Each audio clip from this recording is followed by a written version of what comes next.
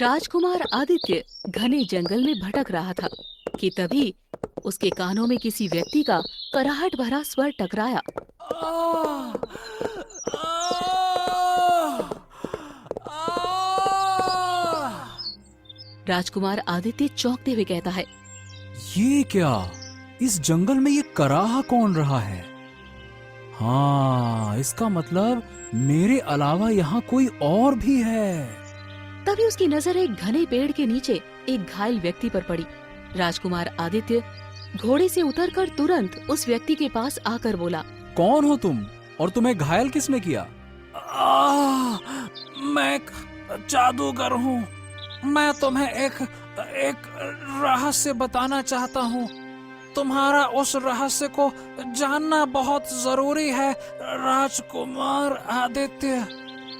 मैंने तो तुम्हें अपने राज्य में कभी नहीं देखा, तो तुम मुझे कैसे जानते हो? राजकुमार, मेरे पास ज्यादा समय नहीं है। आप कान मेरे होठों के नजदीक लाइए। मैं उठकर बैठ नहीं सकता। राजकुमार आदित्य अपने कान उस जादूगर के होठों के नजदीक ले गया। जादूगर अपने होठों से बहुत ही आहिस्ता से राजकुमार आदित्य को कुछ बताने लगा। राजकुमार आदित्य की आंखें फैलने लगी। ये तुम क्या कह रहे हो? मैं बिल्कुल सही कह रहा हूँ। जो मैंने तुम्हें बताया है, तुम्हें वही करना होगा। मैं तुम्हारी बात पर विश्वास कैसे कर लूं? तुम्हें करना ही होगा राजकुमार। जब तुम्हारे अंदर भविष्य भविष्य देखने की क्षमता आ जाएगी, तब तुम्हें मेरी बातों पर विश्वास हो जाएगा। लेकिन जो तुम मुझे बता रहे हो, अगर मैंने ठीक वैसा ही किया तो मैं अपने पिता की नजरों में ही गलत साबित हो जाऊंगा। मैं इस मामले को अपनी तरह से सुलझा सकता हूँ। नहीं राजकुमार, नहीं। जिस शत्रु का नाम मैंने तुम्हें बताया है, उस शत्रु को तुम केवल एक खास मौके पर ही मार सकते हो, और तुम्हें उस खास मौके का वर्षों इंतजार करना होगा। तुम्हें धैर्य से काम लेना होगा। इतना बोलकर जादूगर मर गया। उसके मरते ही राजकुमार आदित्य की आंखों का रंग गहरे हरे रंग का हो गया और कुछ देर बाद सब सामान्य हो गया। राजकुमार आदित्य तुरंत अपने घोड़े पर बैठकर अपने महल में आ गया। महल के बाहर मंत्री चतुर सिंह राजकुमार आदित्य को अकेले देखकर बुरी तरह से चौंकता हुआ बोला। राजकुमार आदित्य, मैं आपका कब से इंतजार कर रहा था। आपको शिकार से लौटते हुए इतनी देर कैसे हो गई? मैं शिकार को तलाशते तलाशते जंगल के काफी अंदर तक निकल गया था, इसीलिए आने में देर हो गई। चलिए, अब मुझे नींद आ रही है, मैं सोने जा रहा हूँ। इतना बोलकर राजकुमार आदित्य अपने कक्ष में चला गया। कक्ष में जाते ही राजकुमार आदित्य को नींद आ गई। अगली सुबह राजकुमार आदित्य चौंकते हुए उठकर बैठ गया। हाँ, हाँ, ये तो बहुत ही भयानक सपना था। हाँ, इसका मतलब उस जादूगर ने मेरे कान में जो कहा था वो बिल्कुल सच था। मुझे वास्तव में भविष्य दिखाई देने लगा है। मुझे तुरंत अपनी प्रजा के पास जाना होगा। राजकुमार आदित्य तुरंत घोड़े पर बैठकर अपने बगीचे तक पहुंचा ही था कि तभी वहां पर उसे मंत्री चतुर सिंह मिल गया। राजकुमार आदित्य, इतने सुबह सुबह आप कहाँ जा रहे हैं? मंत्री जी, मुझे इसी वक्त अपने राज्य के किसानों से मिलना है। लेकिन उससे पहले तो आपको अपने पिताजी से मिलना होगा। आपके पिताजी ने आपको याद किया है राजकुमार, और मैं आपको उठाने के लिए आपके कक्ष में गया था, परंतु आज तो आप जल्दी उठ गए। मैं अपने पिताजी से बाद में मिलूंगा मंत्री चतुर सिंह। पहले मुझे अपनी प्रजा के किसानों से मिलना है। ठीक है, तो मैं भी आपके साथ चलता हूँ। कुछ देर में राजा राजकुमार आदित्य अपने मंत्री चतुर सिंह के साथ एक खेत में खड़ा हुआ था। राजकुमार आदित्य को खेत में देखकर वहां मौजूद सभी किसान चौंक पड़े। एक किसान हाथ जोड़ता हुआ राजकुमार से बोला। हमारे तो भाग्य ही खुल गए। जो हमारे खेत में राजकुमार आदित्य स्वयं आकर पधारे हैं। कहिए महाराज, हम लोग क्या सेवा करें? तुम लोग क्या कर रहे हो? ये बीज बोने का मौसम होता है राजकुमार। हम सब बीज बोने की तैयारी कर रहे हैं। बीज बोने के कुछ महीनों के बाद यहाँ पर फसल लहलहा उठेगी। नहीं, तुम बीज नहीं बोओगे, बल्कि इस महीने कोई भी किसान अपने खेत में बीज नहीं बोएगा। ये सुनकर वो किसान बुरी तरह से चौंकता हुआ बोला, ये आप क्या कह रहे हैं राजकुमार आदित्य? अगर किसान बीज नहीं बोएगा तो फिर अनाज कैसे उगेगा? और अगर अनाज नहीं उगेगा तो प्रजा भूखी मर जाएगी राजकुमार, व्यापार ठप हो जाएगा। मैंने तुमसे तुम्हारी राय नहीं मांगी है, मैं सिर्फ तुम्हें आदेश दे रहा हूं, बल्कि तुम सबको आदेश दे रहा हूं। तुम सबके पास जितना भी अनाज इस समय मौजूद है, कुछ महीने तुम्हें उसी अनाज से काम चलाना होगा, और ये राजकुमार का आदेश है।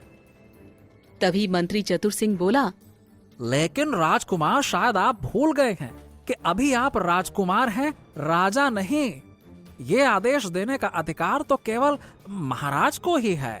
मंत्री चतुर सिंह, आप भी भूल रहे हैं कि मैं महाराज का पुत्र हूं और कुछ समय के बाद इस राज्य का महाराज घोषित होने वाला हूं। तो अभी से ही मेरे आदेशों का पालन करना शुरू कर दीजिए। इतना बोलकर राजकुमार आदित्य वहाँ से चला गया। कुछ ही देर में सारे राज्य में हंगामा हो गया कि राजकुमार आदित्य ने इस महीने फसल उगाने को मना कर दी है। भीमा किसान इसी चिंता में अपने घर पर बैठा हुआ था कि तभी उसकी पत्नी विमला उससे बोली, आप क्यों चिंता करते हैं? राजकुमार आदित्य अभी इस राज्य के महाराज नहीं हैं, जो उनका आदेश माना जाएगा।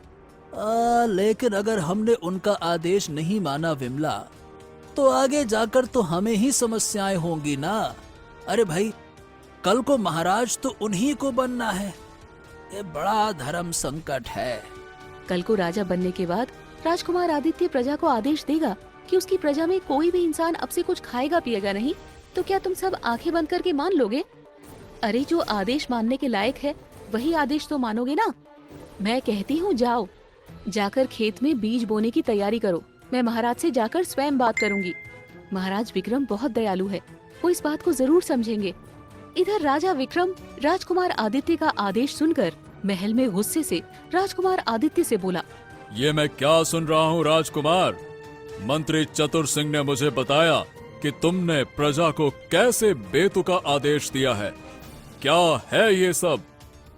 पिताजी, आपको सुनने में थोड़ा अजीब लगेगा, परंतु सत्य यही है कि मुझ में भविष्य देखने की क्षमता आ गई है और मैंने भविष्य देखा है कि कुछ समय बाद अपने राज्य में भयंकर वर्षा होगी और बाढ़ आ जाएगी। मैंने किसानों को मेहनत करने से केवल इस वजह से रोका है। अगर वो बीज बो देते और मेहनत से फसल उगा लेते तो बाढ़ का पानी उनकी सारी फसल बर्बाद कर देता।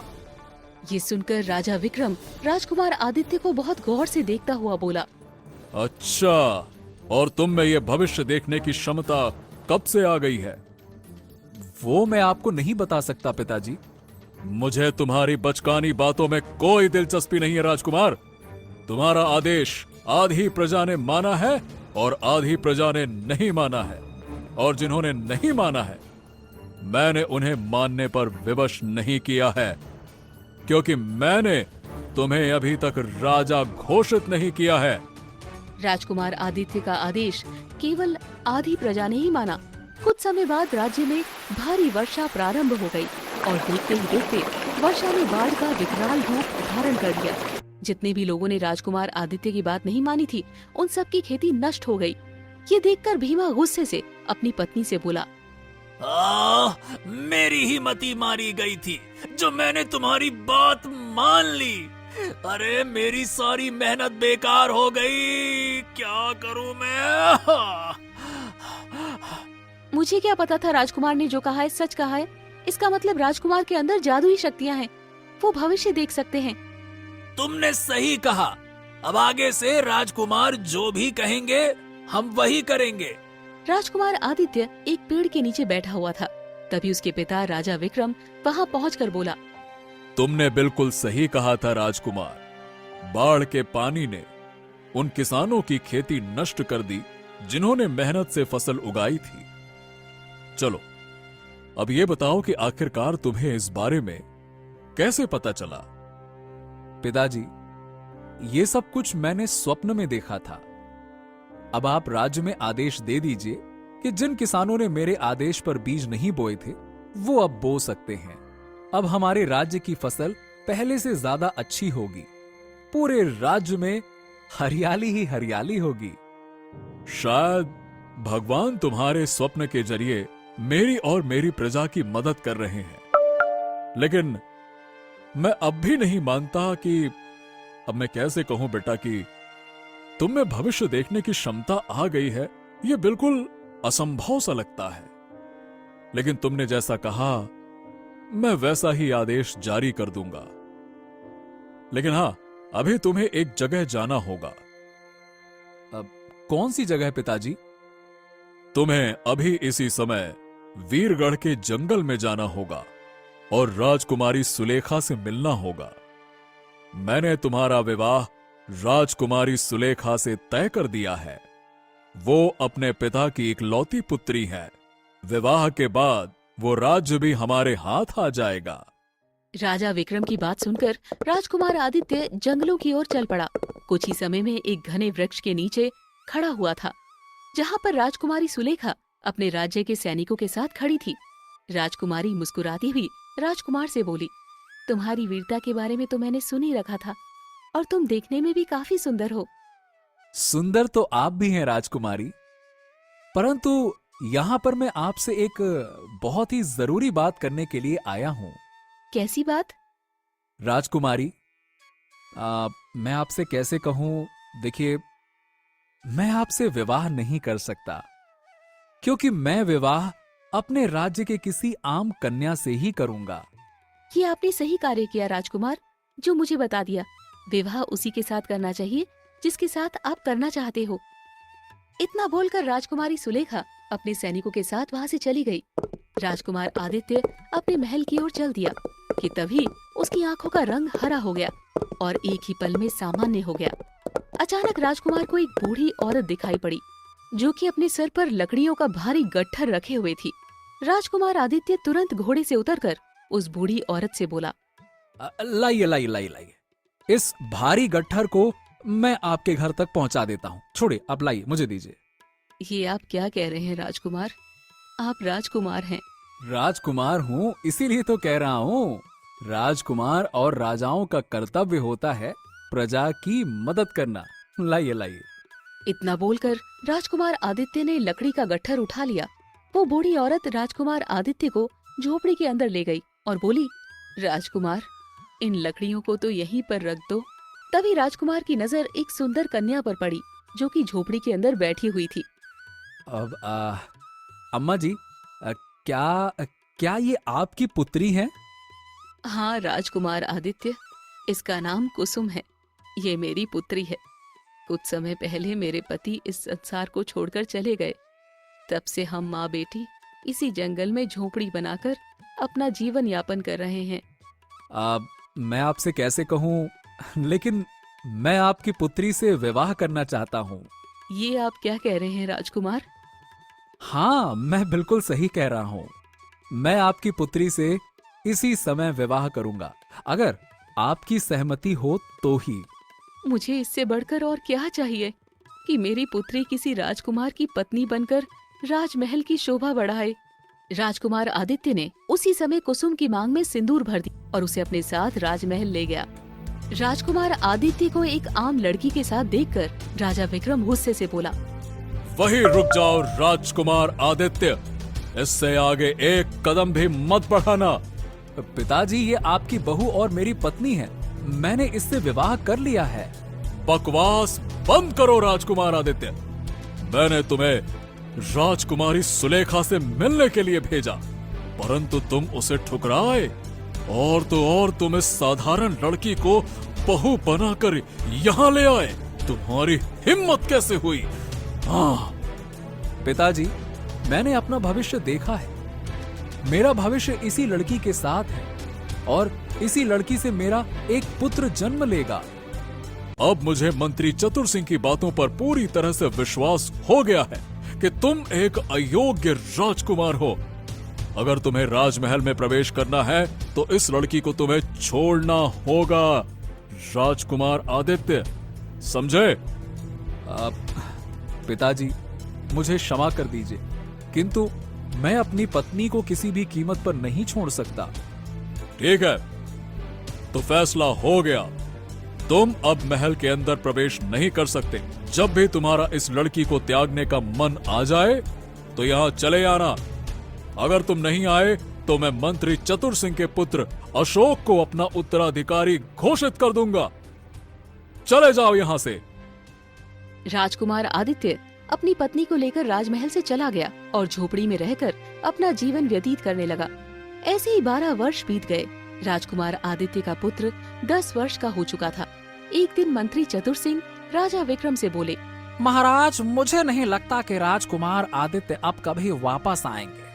आपने कहा था कि अगर वो वापस नहीं आए तो आप मेरे पुत्र अशोक को अपना उत्तराधिकारी घोषित कर देंगे। क्या तुम पागल हो गए हो मंत्री चतुर सिंह? मैंने तो राजकुमार आदित्य को डराने के लिए ऐसा कहा था। सचमुच में करूंगा ऐसा नहीं था। महाराज, मैं भी तो यही कहना चाह रहा हूँ।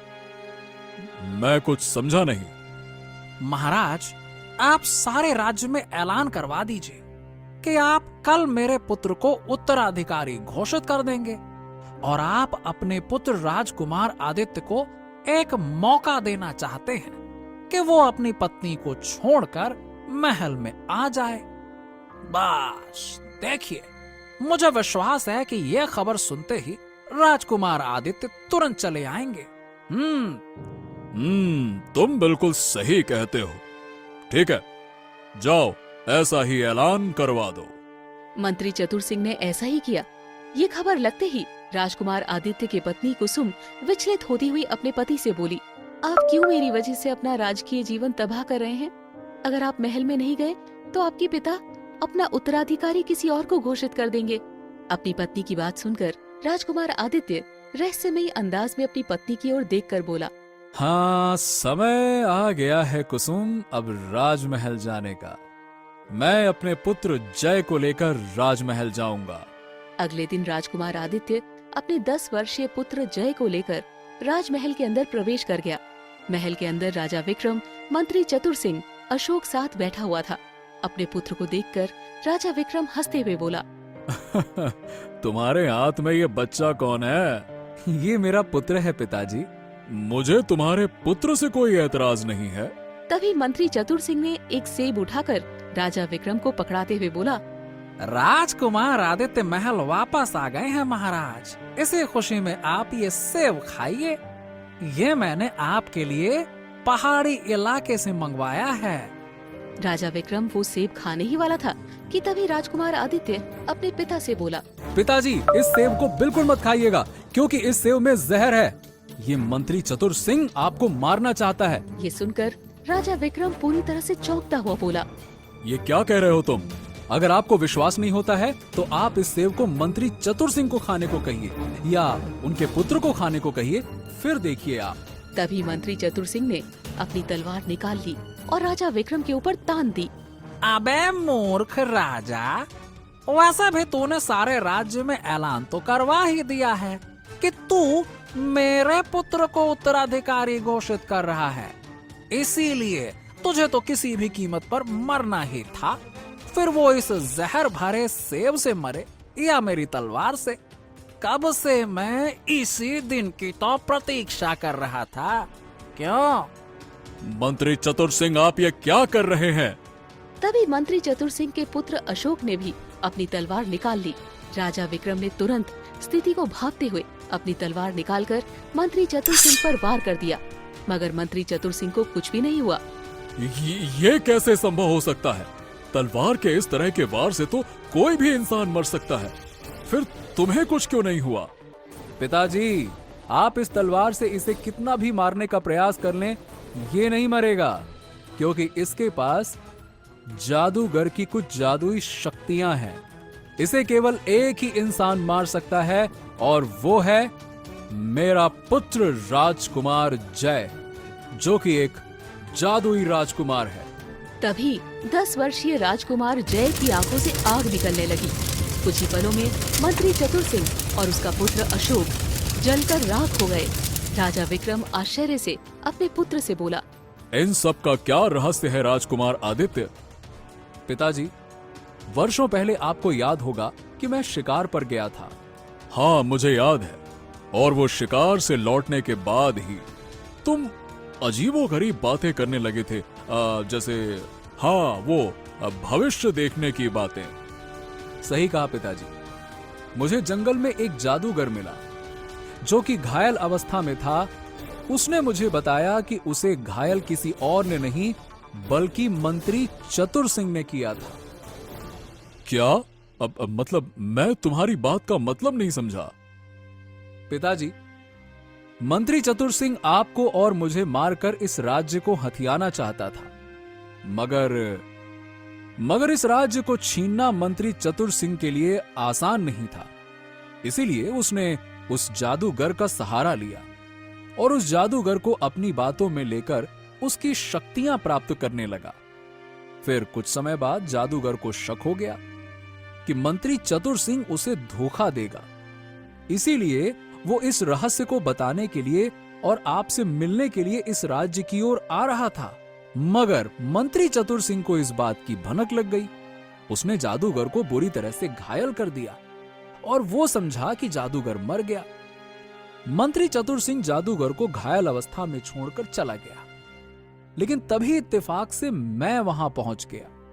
जादूगर ने मुझे इस रहस्य के बारे में बता दिया, लेकिन साथ ही साथ उसने मुझे यह भी कहा कि वो मुझे अपनी जादुई शक्तियां देना चाहता है, जिससे कि मेरे अंदर भविष्य देखने की क्षमता आ जाएगी।